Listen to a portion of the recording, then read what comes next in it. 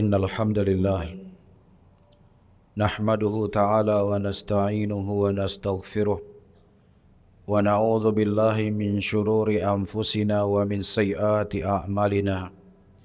من يهد الله فلا مضل له ومن يضلله فلا هادي له. أشهد أن لا إله إلا الله وحده لا شريك له إقرارا به وتوحيدا، وأشهد أن محمدا عبده ورسوله. يقول الله تعالى في كتابه الكريم: يا أيها الذين آمنوا اتقوا الله حق تقاته ولا تموتن إلا وأنتم مسلمون. يا أيها الناس اتقوا ربكم الذي خلقكم من نفس واحدة وخلق منها زوجها وبث منهما رجالا كثيرا ونساء واتقوا الله الذي تساءلون به والأرحام إن الله كان عليكم رقيبا. يا أيها الذين آمنوا اتقوا الله وقولوا قولا سديدا يصلح لكم أعمالكم ويغفر لكم ذنوبكم، ومن يطع الله ورسوله فقد فاز فوزا عظيما. فإن أصدق الحديث كتاب الله، وخير الحدي حدي محمد صلى الله عليه وسلم، وشر الأمور محدثاتها، فإن كل محدثة بدعة وكل بدعة ضلالة وكل ضلالة في النار. أعاذنا الله وإياكم عن النار. Jamaah Jumat yang dimuliakan oleh Allah Subhanahu wa taala, dari sekian banyak nama-nama yang dimiliki oleh Allah Rabbul Alamin, Allah Subhanahu wa taala membuka kitab sucinya dengan menyebut Bismillahirrahmanirrahim, dengan menyebut nama Allah yang Maha Pengasih lagi Maha Penyayang. Ini menunjukkan kepada kita seluruh isi-isi Al-Quran, apakah itu berupa perintah ataukah itu berupa larangan, itu sebagai bentuk kasih sayang Allah Subhanahu wa taala kepada hamba-hambanya. Karena Allah Subhanahu wa taala tidak pernah mendolimi sedikit pun hambanya. Apa yang Allah Subhanahu wa taala haramkan untuk kita itu untuk kebaikan kita. Demikian juga apa yang Allah Subhanahu wa taala tetapkan dalam syariatnya, seluruhnya adalah untuk kebaikan kita semua, dunia dan akhirat kita. Para ulama ketika mereka mendefinisikan tentang apa itu Islam, mereka mengatakan bahwasanya Islam adalah al-istislam lillahi bitauhid wal inqiyadu lahu bita'ah wal bara'atu minasyirki wa ahlihi. Islam adalah ketunduk patuhan seseorang kepada Allah Subhanahu wa taala dengan menjalankan ketaatan kepadanya dan berlepas diri dari segala bentuk kesyirikan, berlepas diri daripada segala bentuk kekufuran dan orang-orang yang mereka melakukan perbuatan kekufuran dan kesyirikan itu sendiri. Sehingga tidak sah Islam seseorang ketika dia berkata, saya sholat 5 waktu, saya berpuasa, saya haji, saya membayar zakat, dan saya meyakini Nabi Muhammad SAW, akan tetapi untuk mengkafirkan orang-orang kafir, mengkafirkan orang-orang Yahud, mengkafirkan orang-orang Nasara, mengkafirkan Abu Lahab dan Abu Jahal, mengkafirkan Fir'aun, maka ini terlalu berat buat saya. Surganya Allah itu sangat luas. Masa hanya orang Islam saja yang masuk surga? Kan ada juga saudara-saudara kita dari kalangan Nasrani wal Kufar, kata mereka, yang juga pantas untuk masuk ke dalam surganya Allah. Maka siapa saja yang seseorang berkeyakinan dengan keyakinan yang seperti ini, walaupun dia tidak pernah meninggalkan sholat tahajud, maka dia tidak dikatakan sebagai seorang muslim. Karena Allah Subhanahu wa taala mengatakan dalam Al-Qur'anul Karim, "Innad dina indallahil Islam." Agama yang diterima di sisi Allah Subhanahu wa taala hanya agama Islam. Dan Allah Subhanahu wa taala mengatakan, "Wa may yabtaghil ghairal Islam dina fala yuqbala minhu wa fil akhirati minal khasirin."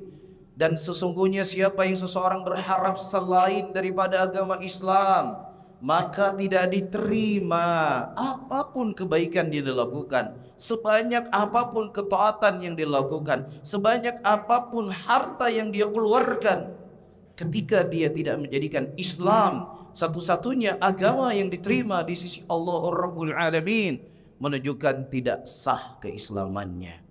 Bahkan Allah Subhanahu wa taala menyebutkan dalam Al-Qur'anul Karim, "Wala tajidu qauman yu'minuna billahi wal yawmil akhir yuwadduna man haddallaha wa rasulah."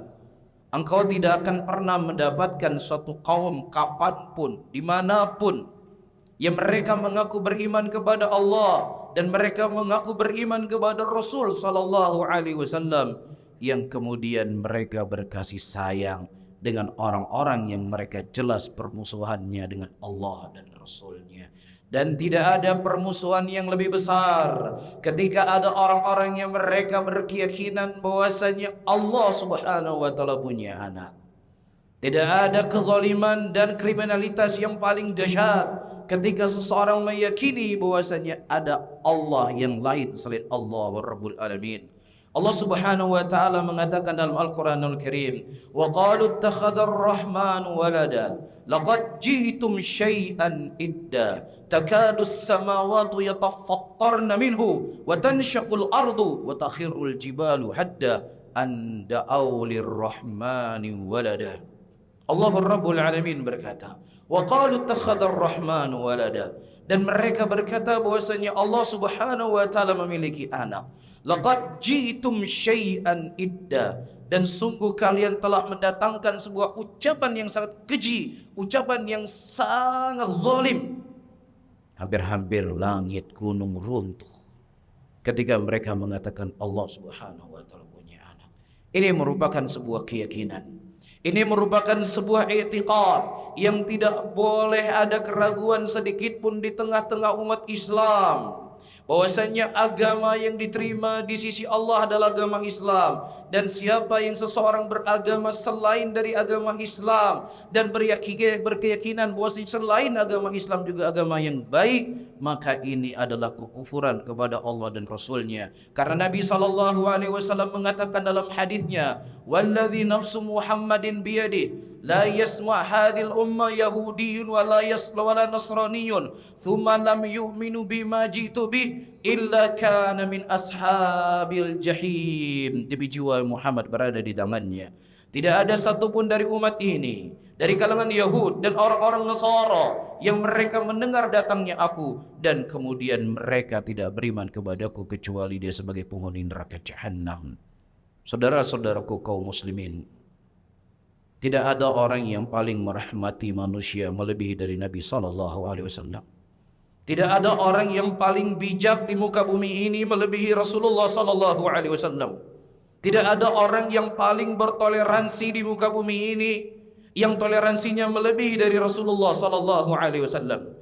Allah Subhanahu wa taala mensifati Rasulnya dalam Al-Qur'anul Karim, "Azizun 'alaihi ma 'anittum harisun 'alaikum bil mu'minina raufur rahim." Muhammad itu merasa berat apa yang membuat berat kaumnya, dan juga dia sangat berkasih sayang dan dia sangat bersemangat untuk memberikan kebaikan kepada umatnya.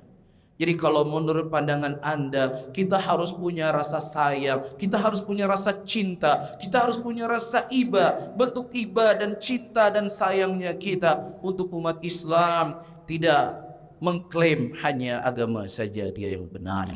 Anda tidak lebih rahmat dibandingkan Rasul. Anda tidak lebih bijak dibandingkan Nabi Muhammad sallallahu alaihi wasallam. Bahkan Abdullah ibnu Abbas radhiyallahu taala anhu menceritakan, sebagaimana disebutkan oleh Al-Imam Ibnu Katsir rahimahullahu taala, ketika orang-orang musyrikin mendatangi Nabi Muhammad sallallahu alaihi wasallam dan menawarkan kepada Rasulullah sallallahu alaihi wasallam harta dan perempuan yang paling cantik yang ada di kota Mekah ini. Dan kalau seandainya engkau tidak menerima tawaran ini, wahai Muhammad, kami ada tawaran kepada engkau yang mudah-mudahan ini bisa menghilangkan perpecahan di antara kita. Ini bisa menyelesaikan permasalahan perselisihan di antara kita. Apa yang mereka tawarkan? Ya, tahun ini kita menyembah Tuhan kami, tahun depan kita menyembah Tuhan kau wahai Muhammad. Udah.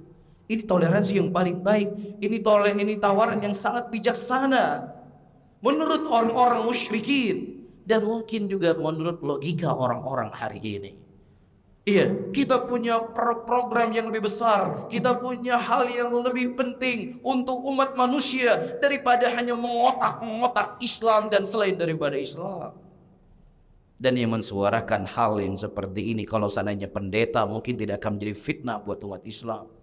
Tetapi terkadang yang mensuarakan ini adalah tokoh-tokoh agama, orang-orang yang memiliki titel dalam agama ini, bahkan mereka dianggap sebagai ulama. Perhatikan saudara-saudaraku kaum muslimin, apa yang dijawab oleh Allahur Rabbul Alamin dari langit ketujuh yang maha pengasih lagi maha penyayang. Allahur Rabbul Alamin mengatakan, afa ghairallahi ta'muruni a'budu ayyuhal jahilun. Apakah kepada selain Allah Subhanahu wa taala kalian memerintahkan aku untuk menyembahnya, wahai orang-orang jahil?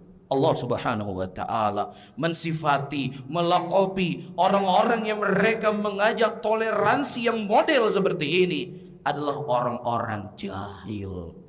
Dan ternyata tawaran Abu Lahab dan Abu Jahal yang ditawarkan kepada Rasul hari ini direvisi ulang dengan bahasa yang berbeda, ya, dan dikemas dan diberikan bumbu yang indah. Inilah sebagai bentuk rahmatan lil alamin. Ini sebagai bentuk agama yang samaha. Ini merupakan agama yang bertoleransi yang dibawa oleh Nabi sallallahu alaihi wasallam. Wallahi, ini merupakan kedustaan kepada Nabi sallallahu alaihi wasallam. Jangankan dalam perkara keyakinan, jangankan dalam perkara akidah, dalam perkara ibadah pun, yang unsur ibadah tersebut yang mereka lakukan tidak ada unsur pelanggaran syariat, tetapi Nabi SAW juga tetap mengajarkan kepada kita agar kita tidak sama dengan mereka.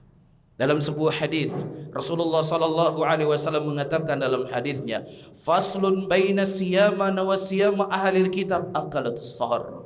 Perbedaan di antara puasa kita dengan puasanya mereka. Ahlul kitab mereka juga berpuasa. Kutiba alaikumus syiyamu kama kutiba alal ladzina min qablikum la'allakum tattaqun. Diwajibkan kepada kalian berpuasa sebagaimana telah diwajibkan kepada orang-orang sebelum kalian, yang mudah-mudahan kalian akan menjadi orang-orang yang bertakwa. Ibadah. Ya, puasa itu ibadah buat kita, dan puasa itu juga buat ibadah buat ahlul kitab. Tidak ada unsur kekufurannya, tidak ada unsur kesyirikannya, tidak ada unsur pelanggaran syariat. Akan tetapi agar supaya kita tidak sama dengan mereka, Rasulullah SAW menganjurkan kita untuk makan sahur. Subhanallah. Bagaimana lagi kalau seandainya Rasulullah hidup di zaman sekarang, melihat umatnya, ya, bahkan tokoh-tokoh yang seharusnya mereka membimbing umat Islam dan mengajarkan kepada mereka hakikat daripada keislaman itu sendiri, tapi hari ini justru mereka mengajak, ya, bertoleransi, ya, mengajak manusia untuk jangan mengkotak-kotakkan manusia dengan agama-agamanya, karena akan membuat kemunduran dan lain sebagainya. Iya dan billah. Demikian juga ketika Rasulullah SAW, sebagaimana yang disebutkan dalam sebuah hadis, Rasulullah datang ke kota Madinah, dan kemudian Nabi SAW mendapatkan orang-orang Yahud berada di kota Madinah, mereka berpuasa pada tanggal 10 Asyura. Kemudian kata Nabi SAW, ma hadza, apa ini? Kemudian mereka berkata bahwasanya ini hari di mana Allah Subhanahu wa taala menyelamatkan Musa dan kaumnya dari kezaliman musuh mereka Fir'aun alaihi laknatullah. Kemudian Nabi SAW berkata, nahnu haqqu bi Musa, kami lebih berhak kepada Musa dibandingkan kalian. Fasama wa umira bisiyamihi. Nabi SAW berpuasa pada tanggal 10, dan kemudian beliau memerintahkan para sahabatnya juga berpuasa pada tanggal tersebut. Dan datang hadis dari Aisyah radhiyallahu taala anha, Rasulullah SAW mengatakan, khaliful yahud, selisilah orang-orang Yahudi untuk kalian berpuasa satu hari sebelumnya dan satu hari setelahnya. Subhanallah. Puasa Asyura tidak ada unsur keharaman. Puasa Asyura tidak ada unsur kekufuran. Puasa Asyura tidak ada pelanggaran syariat di situ. Mereka berpuasa sebagaimana hal yang telah disyariatkan oleh, ya, Allah Subhanahu wa taala kepada Nabi Musa alaihissalam. Tetapi supaya kita tidak sama persis puasanya seperti puasa mereka, Rasulullah SAW menganjurkan kita untuk berpuasa satu hari sebelumnya atau satu hari setelahnya. Dan juga disebutkan dalam sebuah hadis yang lainnya, datang sebagian sahabat Rasulullah SAW menghampiri Nabi, dan kemudian mereka berkata, ya Rasulullah, apakah boleh kami menyembelih di sebuah tempat yang bernama Buhaina? Kemudian Rasulullah SAW bertanya, apakah di situ ada perayaan dari perayaan orang-orang Yahud? Apakah di situ ada perayaan dari perayaan orang-orang musyrikin? Kalau seandainya ada perayaan dari perayaan orang musyrikin, jangan kalian menyembelih di situ. Subhanallah. Orang-orang musyrikin ketika mereka menyembelih untuk selain Allah Subhanahu wa taala, mereka menyembelih kepada berhala-berhalanya mereka. Sementara para sahabat Rasulullah, kaum mukminin, mereka menyembelih hanya kepada Allah Subhanahu wa taala. Niat mereka berbeda, tetapi ketika zahirnya sama-sama menyembelih, Nabi SAW tidak membenarkan dan tidak membolehkan untuk menyembelih di tempat tersebut. Lah bagaimana lagi kemudian kalian mengajak umat Islam, mengajak murid-murid kalian pergi ke gereja, dan kemudian kalian beribadah bersama-sama di sana? Atau kalian ngajak orang-orang kafir yang mereka menyembah kepada selain Allah Subhanahu wa taala, sama-sama beribadah di rumah Allahur Rabbul Alamin. Padahal Allah Subhanahu wa taala mengatakan, wa annal masajida lillah fala tad'u ma'allahi ahada. Bahwasanya masjid-masjid, rumah-rumah itu milik Allah Subhanahu wa taala, dan jangan kalian berdoa di rumah Allah Subhanahu wa taala kepada selain Allahur Rabbul Alamin. Jangankan kita beribadah kepada selain Allah Subhanahu wa taala di rumah Allah, mengumumkan barang yang hilang pun tidak dibolehkan di masjid. Bahkan berniaga, berdagang di rumah Allah didoakan oleh Nabi SAW, mereka tidak akan mendapatkan keuntungan.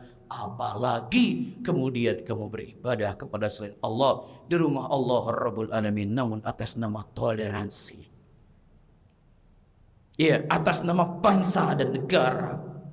Ya, hakikatnya mereka sebenarnya ingin menghancurkan Islam dan menghancurkan umat Islam dengan syubhat-syubhat yang mereka lontarkan untuk menyatukan agama. Tidak ada perbedaan perbatasan satu agama dengan agama yang lainnya. Namun para hadirin yang dimuliakan oleh Allah Subhanahu wa taala, apa yang saya sampaikan ini bukan berarti orang-orang kafir itu halal darahnya. Bukan berarti orang-orang kafir kita tidak boleh berbuat baik kepada mereka. Bukan berarti orang-orang kafir kita tidak boleh bermuamalah kepada mereka. Allah dan Rasulnya telah menerangkan dan menjelaskan kepada kita toleransi sebaik-baik toleransi dengan mereka. Bahkan Allah Subhanahu wa taala menyebutkan ayat dalam Al-Qur'an, la yanhaakumullahu 'anil ladzi lam yuqatilukum fid din wa lam yukhrijukum min diyarikum an tabarruhum wa tuqsitu ilaihim innallaha yuhibbul muqsitin. Allah Subhanahu wa taala enggak pernah melarang kalian sama sekali untuk berbuat baik, untuk berbuat adil kepada orang-orang yang mereka tidak memerangi kalian dikarenakan agama kalian, yang mereka tidak mengusir kalian dari negeri-negeri kalian. Silahkan kalian berbuat baik kepada orang-orang kafir tersebut. Silahkan kalian bersikap adil kepada mereka. Sesungguhnya Allah Subhanahu wa taala mencintai orang-orang berbuat keadilan. Dan juga Allah Subhanahu wa taala menerangkan dan menjelaskan kepada kita bentuk toleransi umat Islam. Halal dan bolehnya kita makan makanan mereka, halal bolehnya kita makan sembelihan-sembelihan mereka. Allah Subhanahu wa taala mengatakan dalam Al-Qur'an, wa ta'amul ladzina utul kitaba hillul lakum, dan makanan ahlul kitab itu halal buat kalian. Bahkan Allah Subhanahu wa taala menerangkan dan menjelaskan bolehnya bagi seorang laki-laki muslim menikahi wanita-wanita dari kalangan ahlul kitab selama mereka adalah wanita-wanita yang menjaga diri mereka. Selama mereka tidak berbuat kesyirikan, maka halal bagi seorang muslim untuk menikah dengan wanita-wanita ahlul kitab. Toleransi yang bagaimana lagi yang Anda inginkan? Toleransi yang bagaimana lagi yang Anda harapkan? Allahur Rabbul Alamin dengan segala kemuliaannya, dengan segala kesempurnaan syariatnya telah menerangkan dan menjelaskan kepada kita batasan-batasan untuk kita bertoleransi. Anda punya tetangga yang sedang sakit dan dia adalah non-muslim, dia butuh mobil untuk mengantarkan anaknya ke rumah sakit, silakan Anda berikan mobil Anda. Anda punya tetangga, dia kekurangan harta, dia butuh makan, silakan Anda bantu mereka. Ada orang-orang non-muslim, mereka mendapatkan bencana, mereka membutuhkan bantuan selimut, makanan, rumah dan lain sebagainya, silakan Anda membantu mereka. Islam tidak melarang hal yang seperti ini. Tetapi ketika sudah berkaitan dengan urusan agama, sudah berkaitan dengan urusan akidah, lakum dinukum waliyadin, agama kalian adalah agama kalian, agama saya adalah agama untuk saya. Oleh karena itu para hadirin yang dimuliakan oleh Allah, jangan tertipu terperdaya dengan kalimat-kalimat yang indah, kalimat-kalimat yang dibungkus dengan toleransi atau lain sebagainya, dan sebenarnya mereka ingin menghancurkan Islam dari dalam. Sadar ataukah mereka tidak sadari, sehingga dibutuhkan bagi kita untuk terus menerus mempertebalkan akidah, mempertebalkan tauhid kita, karena ini adalah harta yang paling berharga yang kita miliki, iman kita kepada Allah Subhanahu wa taala dan iman kita kepada Rasul sallallahu alaihi wasallam. Barakallahu li wa lakum fil Qur'anil azim wa nafani wa iyyakum bima fihi minal ayati wa dzikril hakim. Fataqabbalallahu minni wa minkum innahu samiun alim.